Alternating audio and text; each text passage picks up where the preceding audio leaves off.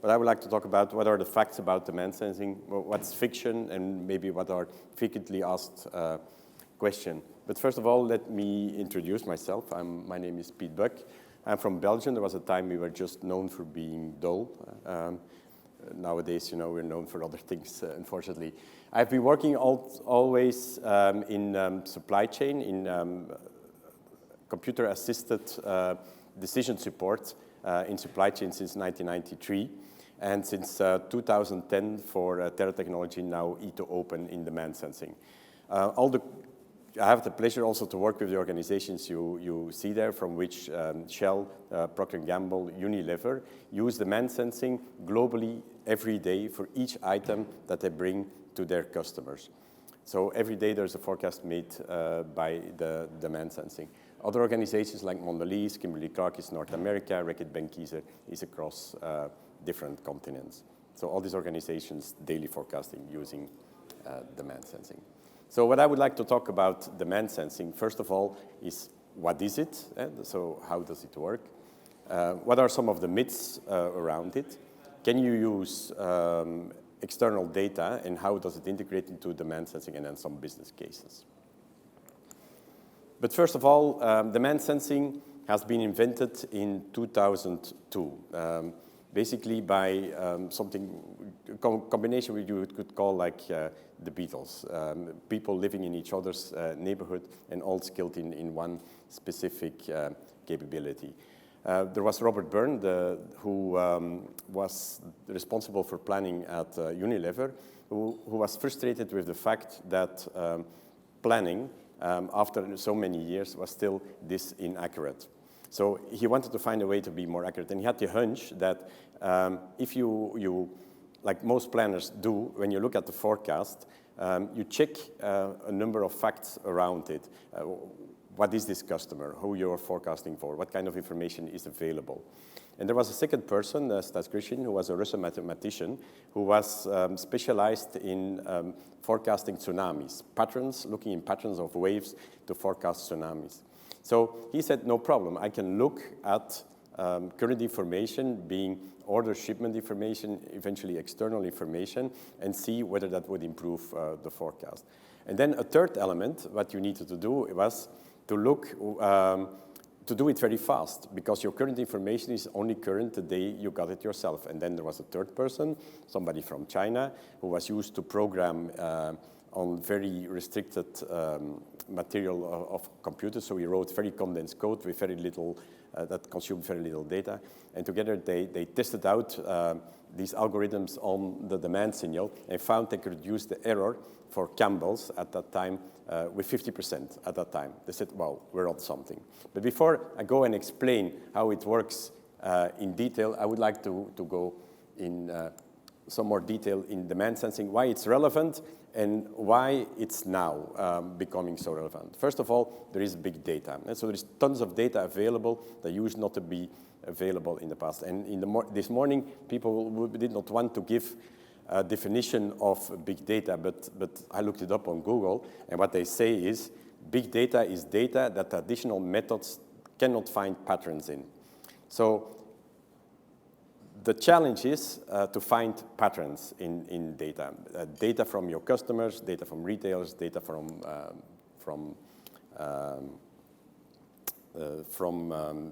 your customers, basically. Internal, there's also data proliferation going on. We do as an organization, because we use the demand planning as an input for demand sensing all these companies. We also have an idea how many SKUs they have and how these SKUs are growing over time. And what we have seen is that in the over the last years, the SKUs have grown with 187%, of which 30% have stayed. Yet revenue has remained flat. So that means that for each planner, the number of SKUs has increased, and also the volatility has increased, because the less structure you have, or the less volume you have by an SKU, the more difficult it is to. So planners have to work more SKUs, so they have less time to spend on it.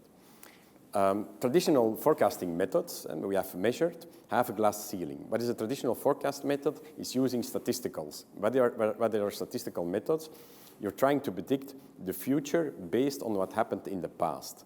Now, everybody senses immediately that the past is becoming less and less a good predictor of what the future is because of the changing environment in consumer behavior, in channels, in the way products are bought. So statistical methods are kind of have a glass ceiling of around 50%. So the best in class has an accuracy of 57. The worst in class has around an accuracy of 46.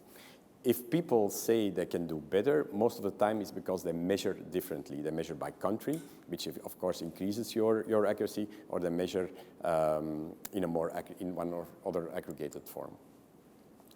Why is it relevant, forecast accuracy? You can address forecast inaccuracy with agility, but in one way or another, you always need to deal, you need to put a buffer against this volatility, because if you have an error and you want to have customers, you have an error of 50% and you want to have 99% customer service, you need to put in a serious buffer. On top of that, it would be easier also if your products, the sales of your products are distributed evenly. But what we see also is that around 10% of your products do around 80% of your revenue. And all the rest is what we call the long tail. These are products that you have introduced and don't create the sales that you expected from them, but you stock them, you sell them, so you need to provide them. And the amount of safety stock that you need to keep to have these products at a light service level is proportionally a lot higher, because these products are a lot more volatile and as they are part of the long tail. And so 80% of your products, only 45% of your safety stock, but 1% of your products, about 30% of your safety stock. So another element, if you think about this sextant and you want to measure your position, it's an acquired skill. It's something, think a bit like demand planning is being done. You have to learn about it, you have you become good at it. And compare it to a cell phone where you don't have to do anything, but all the complexity is behind the scenes. So, of course, the simple methods of the sextant, for the moment it's cloudy and the skills are gone away, it doesn't work anymore, where a cell phone and the GPS is able to work with large volumes of data and steers you without thinking. Yet, if you would ask somebody from who is able to master a sextant, switch to a cell phone, everybody remembers the older person in the family when they had to put away the cards and use a GPS, that there was resistance. So in switching from a manual process to a more automated process, there is a personal resistance. Yet, we cannot imagine that given the growth in computing power, that and the ability, for instance, for Google to have cars going through the streets without a driver, that it's not possible to look at patterns into data and to make valid prediction in a correct way. So I'm going to use some words like MAPE and bias. I hope most of you are familiar with it. Those who are not, MAPE is a mean average percentage of error. It is your forecast minus your shipments over your shipments. What does it mean? It gives you the degree of error. So if your MAPE is higher, you need to keep more safety stock. If your MAPE is lower, you don't need to keep as much safety stock. Bias is a measure of how much you constantly over-forecast or under-forecast. So if sales forecast, it's mostly going to be biased because they always think, they can outsell their programs. If it's production who is forecasting, it's mostly under bias. So so I'm going to use these words. So what demand sensing does, to introduce, after I'm going to explain how it works, is reduce forecast error consistently with 38% as measured over all these customers, which are relevant in So that's what can happen. So how does it work? How is it different? Look at a product over 2 years. It can be a beer bottle, it can be a soap or anything. If you want to forecast it over the year, you could be 100% correct. The difficulty is that when you see in the year itself, the bullwhip makes it difficult to forecast week by week. It's driven by promotions, it's driven by all kinds of behavior of ordering that makes a shift, although the total amount is the same. So if you use a statistical forecast, you're going to flat out your promotion, your forecast, because you cannot follow the peaks and the troughs. The statistical is not able to do that. So if you forecast the next year, then that's how your curve would look like.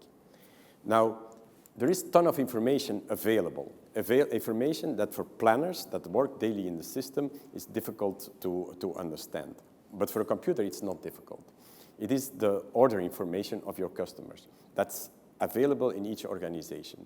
So if there is a big order, then a traditional planning system, statistical system would think demand goes up, so I have to increase my forecast. But what does it really mean? When there's a big order, it means that the customer is basically stocking up. And when a customer is stocking up, what happens afterwards? He has the goods available, so he will not order again.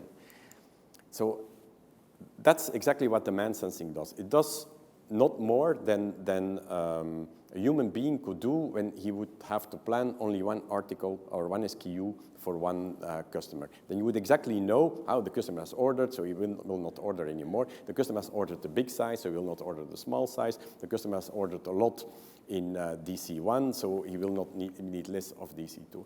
But for the computer, it's very easy. The computer goes through all that information daily at very high speed and is able to adjust the forecast.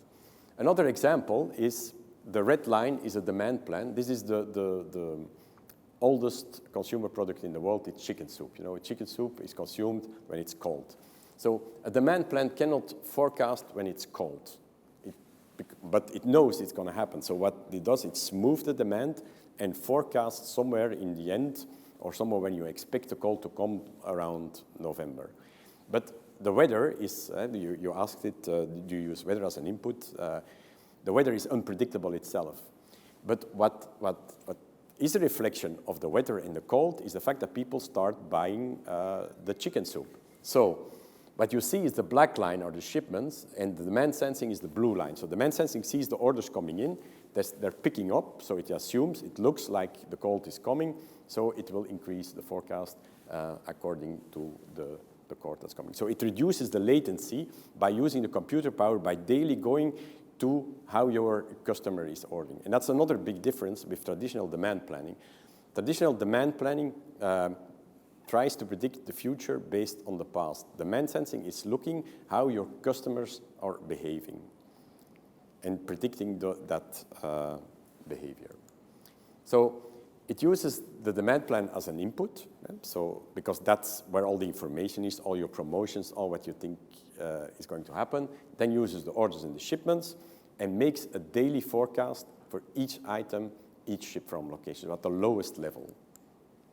And the result is 38% less error. You see, the red line is the demand planning forecast, the blue line is the demand sensing forecast. This is measured for all these customers. It's also valuable for promoted items, so because it sees the promotion and it aligns the orders with the promotion that's in the demand plan. It works very well for new products also because it can look at the different DCs, how much of this product is being promoted, and although it doesn't have a history, it knows by adding up the different locations what's happening for the products at that location. Another element it does, because it understands the orders, it reduces what you call extreme error. What is an extreme error is when your forecast is twice when your shipments are twice what you forecasted, or your forecast is twice what you actually shipped. So in one case it's extreme, too much or too little, and that's what gives the volatility, which everybody dreads in the supply chain, and reduces it to a lot lower level of volatility. So it does that. It is a new method, so it's applicable to all organizations that make the stock, and it's applicable for in all environments where manufacturers are selling to a retail environment, as you see in the results of these customers. So some of the myths around demand sensing, and please, if you have others, then I'm glad to answer on that. First of all, it calculates every day, you know, so it's like a black box, you would think, you know. So how can I be responsible when a black box changes my information? It's not really a black box, it's like an augmenting, it's using the information to adjust the demand plan.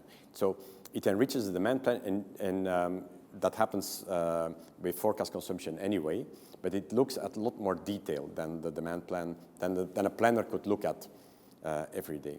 You could say, okay, I have a lead time of 14 days, why do I need a daily forecast? The idea of a daily forecast is not to make you change daily your plans, but is to give for each item the exact error over lead time. And why do you need the exact error over lead time? Because the error over lead time is going to give you your projected stocks on which you're going to make your production decision. So if I have forecasted that I will sell 1,000 items tomorrow, over 2 weeks, these 1,000 items will be deducted from my projected inventory over 10 days. But if I don't sell those 1,000 tomorrow, then I will have an error of 1,000, and I will have 1,000 too much in my stock. So by adjusting every day the projected inventory, everybody can make a lot better informed decisions without being obliged to follow those. It does not flow back in the demand plan. And why doesn't flow back in the demand plan? Because the demand planner uses the demand plan to make sure that all planning information, all promotion information, all what he knows about the market is there. And demand sensing will use that signal and use it to adjust. Okay? You can enrich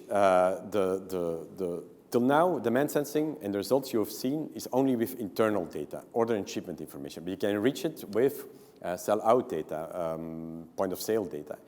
The idea is that as long as I know what's being sold in the supermarket or what's being sold by my customer, then I will know what the demand signal is going to be. But here you have an example where the red line is the point of sale data.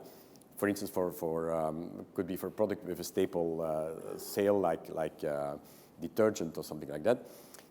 You will see that even then, for a very stable sale, the ordering patterns, order from the shop to the DC, from the DC to the manufacturing, create this volatility. And if you're a planner and you have to look at all information at the same time, it's impossible for a human to deal with that information. And that's also the reason why former programs like CPFR, Collaborative Planning, Forecasting and Replenishment, did not really get the results they wanted. Because if you want to decide upon this information, it's far too much information.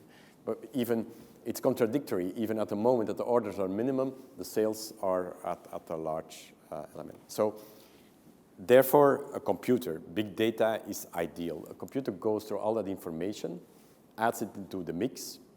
You see the box, any data, and makes a profile by product. What signal is creating what contribution to the accuracy? And it can be different by product. So, like for instance, this is a Procter & Gamble slide. The top one is diapers. Diapers, you have kids, you decide for a brand, and once you have decided for that, you keep consuming that. So the sale is quite stable. So from the moment it's shipped, it's almost automatically reordered. So the black, these are the drivers. The shipments are what drives what's being ordered. But you have another product like lipstick It's more the color, and at the moment it's sold, one reordered. So there, the blue, the point of sale, what's being scanned, is more important. And this can change over time. On the short term, the orders are going to be important, and the demand plan is less important. But the further out you go, the point of sale and the demand planning becomes more important. So, because of the data computational power that exists and the ability to work with huge amount of data, the system is able to make an individual model by item, by location, by horizon, by day. And by adjusting it on a daily basis, it is like thousands of planners looking at the data on a daily basis and able to adjust the forecast. So organizations like Unilever, who worked with it, have been able to reduce safety stock tremendously, because safety stock is very easy, a direct relationship between your forecast accuracy and your safety stock. And organizations like AkzoNobel, that is another example, have been able to increase service levels strongly because they have a huge amount of SKUs. It's paint, so you have all these different product lines with all these different color types, with all these different sizes combined, and we're able to reduce safety stock in half by using these techniques. So, as a conclusion,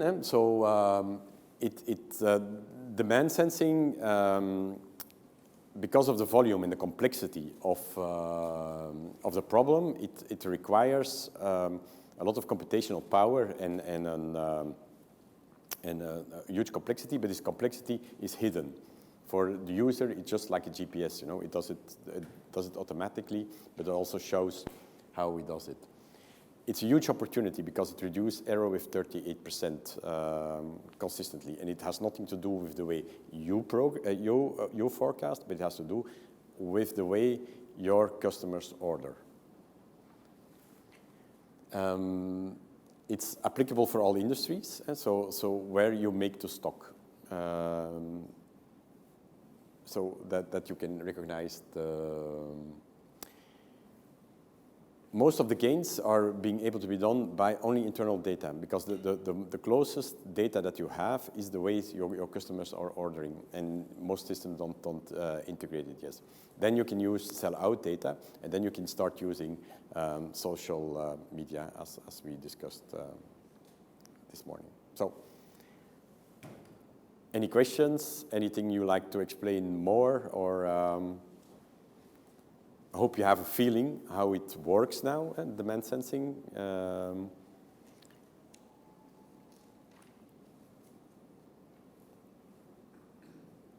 Yes? Have you seen customers who've used this move away from weekly forecasting to monthly forecasting and relying more heavily on demand sensing? Right. Yeah. Funny enough, it does not really matter for the accuracy in combination with demand sensing whether you forecast monthly or weekly. The error reduction is the same. It's about on which cycle are you capable to provide fresh and meaningful information. So if you have short promotion cycles and short decisions that you need to make for manufacturing, then weekly might be better. But for the accuracy, it's not really necessary.